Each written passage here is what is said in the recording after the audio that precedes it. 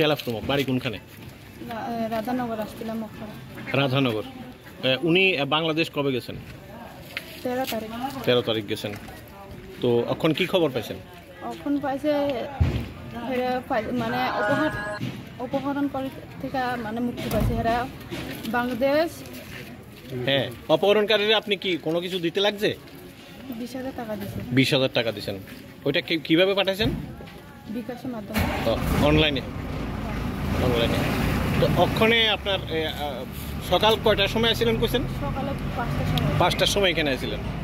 এখন বিকেল 5টার সময় আইয়া আপনি কার কাছে চাইছিলেন বা কার কাছে কোর্স করছেন? প্রথমে আসছিল, আমি আইসে এখানে বিএসএফ একজন আসছিল। আমি বলছি এমনি স্যার আমার জামাইতে বাংলাদেশে ধরে রাখছে, এমনি হিন্দু কথা দিয়ে কইছে হ্যাঁ স্যারটা কইছে ওই ফ্লাই উঠাইছে সে কাছে যাও। আমি দাঁড়ালে যায় কইছে এমনি তুমি তোলে আয়ো, মানে ইমিগ্রেশন অফিসারের কাছে যেতে কইছে। হ্যাঁ, ইমিগ্রেশন অফিসে আইসে আমি অফিসে যায় সব কথা খুলে কইছে, চেক করছে, মানে ডিটেল সব চেক করছে, ঠিক আছে এখান থেকে গেছে পাসপোর্ট দিয়া। তো ওই সময় তারা হলে বাংলাদেশ পুলিশের কথা কইছে। বাংলাদেশে পুলিশ আইসে যে এই সময় গেছে মানে চেক করছে 5 মিনিট কথা বলতে লাগে।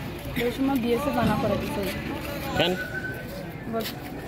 মানা করে আপনারা আমি যদি 5 মিনিট কথা কইতে দিত আমার একটু শান্তি হতো। সে সময় কথা কইতে দিছে না, পরে কথা কও এখন হেরার কাছে পারমিশন নাই, সিলাসিলি করতেছে হেরা। কে সিলাসিলি করতেছে? কি কইতাছে? মানে এখন কথা কইতে দিত না। আচ্ছা, এরপর মানে তোমার সাথে খারাপভাবে বিহেভিয়ার করছে। পরে এখানে মানে দরবার হয়েছে। কার সাথে? বিএসএফ এর সাথে। ইমিগ্রেশন অফিসারের সাথে বিএসএফ এর কার? বিএসএফ লগে ইমিগ্রেশন অফিসার লগে।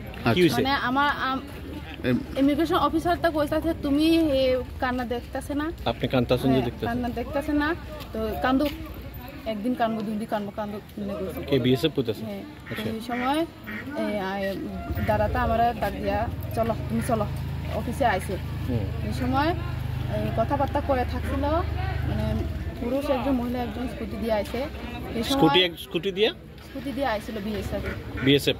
হ্যাঁ, এই সময় মহিলাটা গেছে গা, পুরুষটা নামছে, নামে আয়া কথা কই তুমি এই কথা কি কথা করলে তুমি এখানে আয়া।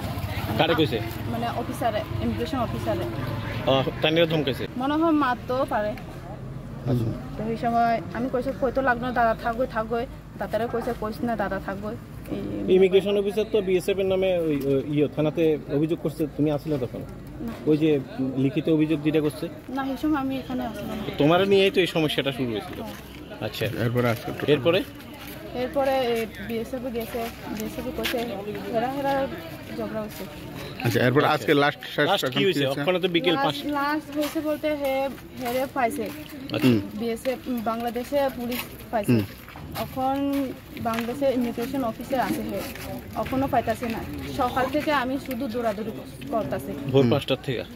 ভোর 5টা না, বাড়ি থেকে আইতে 3:30 থেকে আমি দৌড়াদৌড়ি। হ্যাঁ, এখন শেষমেশ এখনো পাইতাছে না। এখন তো প্রায় 5:30 বাজে। এখন বিকেল 5:30, 5:15। মানে এখনো পর্যন্ত পাইছে না। অথচ চোখের নাগালেই আছে হাজবেন্ড, নিতে পারতেছো না? না। কি কইবা? যত সম্ভব তাড়াতাড়ি আমার হাজবেন্ডে দিয়ে দিত আমার কাছে। তাহলে তাদের ভূমিকা নিয়ে কি কইবা? টোটাল প্রশাসন, পুলিশ, বিএসএফ তাদের ভূমিকা কি ব্যাপার? পাশে কি দাঁড়াইছে? তাহলে পাশে সহযোগিতার জন্য কে আছে? পাশে তোমার কে দাঁড়াইছে? যে প্রশাসনের তরফ থেকে হোক, সাংবাদিকই দাঁড়াইছে। আর এছাড়া তারা পাবলিক তো অনেক দেখছি যে তোমার সাপোর্টের কথা কইছে। হ্যাঁ, প্রশাসনের তরফ থেকে কিছু পাইছো না? না গুজা পড়লেগা আয়া কেউ জিজ্ঞেসি না তোমারে? মানে সকাল থেকে ঘুরতে 9:30 10টা বাজে গেছে। সেই সময় পরে দুপুর পর্যন্ত কেউ জিজ্ঞাসে না। পরে দাঁড়ায়